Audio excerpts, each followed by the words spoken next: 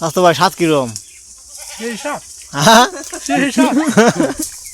চলে চলে চলে কাঁচা কলাই স্বাদ, টেঙ্গা স্বাদ। হ্যালো এভরিওয়ান, সবাই কেমন আছেন? আশা করি ভালো আছেন। আমরা ভালো আছি।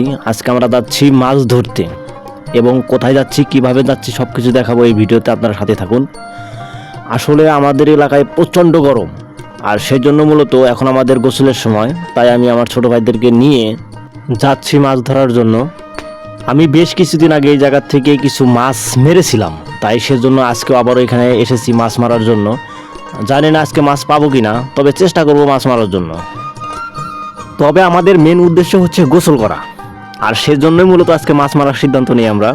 যে মাছ পাই বা না পাই সেটা বড় কথা না, মেন কথা হচ্ছে আজকে আমরা গোসল করব নদীতে। কয়েকদিন আগে আমি যখন এখানে মাছ মারতে এসেছিলাম তখন দেখি পানি অনেকটাই কম, কিন্তু আজকে রাত্রে হঠাৎ করে এত পরিমাণ বৃষ্টি হয়েছে এই জায়গায় যে মাছ মারা জায়গাগুলো পরিপূর্ণভাবে নষ্ট হয়ে গেছে। তো এমনিতেই মাছ কম, তারপরে যদি পানি বেশি হয় তো সে জায়গায় মাছ মারার মতো মন চাইতে থাকে না, এবং মাছ তেমন একটা পাওয়া যায় না। তাই আমি তাদেরকে বললাম যে তোরা থাক, আমি একটু নেমে দেখি যে মাছ আসলে পাওয়া যাবে কিনা। তো সে জায়গার থেকে আমরা ব্যর্থ হই, এবং তাদেরকে বলি চল আর একটা খাল আছে সেখানে যাই আমরা। তো সে জায়গাতে আমরা রওনা দিলাম।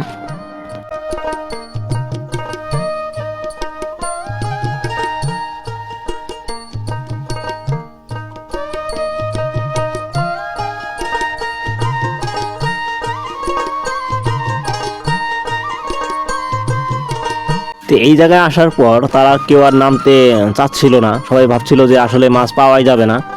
তাই তাদেরকে বললাম যে এবারও তোদের নামার দরকার নাই, আমার সাথে শুধু একজন নামো। তারপর আমার ছোটো ভাই মাস্টার, সে আমার সাথে নামে, এবং আমরা দুই ভাই হাঁটি এবং দেখি যে পায়ের নিচে কোনো প্রকার মাছ পড়ে কিনা।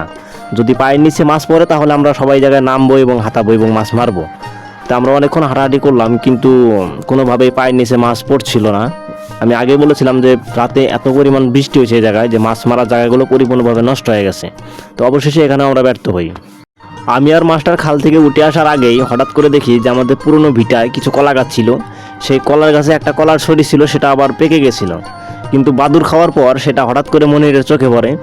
তো সে হঠাৎ করে কলার গাছটা ভেঙে দেয় এভাবে, বলে যে ভাইয়া মাছ ধরতে এসে কলা ধরে নিয়ে যাবো আজকে আমরা ভাবছি একটা বিশাল একটা রেকর্ড করব। তা আমি কলার ছড়িটা ভাঙানোর চেষ্টা করলাম, কিন্তু ব্যর্থ, মানে সেটা অনেক শক্ত ছিল। মাস্টার তুই যা একটা বটি নিয়ে আয় বা একটা কাঁচি টাচি নিয়ে আয় কাটার জন্য। আর ইতিমধ্যে দেখি ওরা যার যার মতো কলা একটা করে ভাঙতেছে আর খাওয়া শুরু করতেছে, আর বলতেছে খুবই টেস্ট।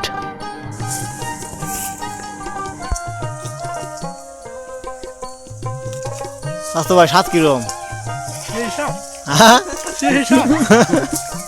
চলে চলে চলে কাঁচা কলাই স্বাদ, টেঙ্গা স্বাদ। এরপর আমি বলি যে মাছ মারতে এসেছি কিন্তু মাছ পাইনি, তাতে আমাদের কোনো সমস্যা নেই, আমরা গোসল করে বাড়িতে চলে যাব। তো তা যাওয়ার আগে অবশ্য আমাদেরকে কলার ছড়িটা নিয়ে যেতে হবে, কেননা এই জায়গায় থাকলে মানুষ নিয়ে চলে যাবে।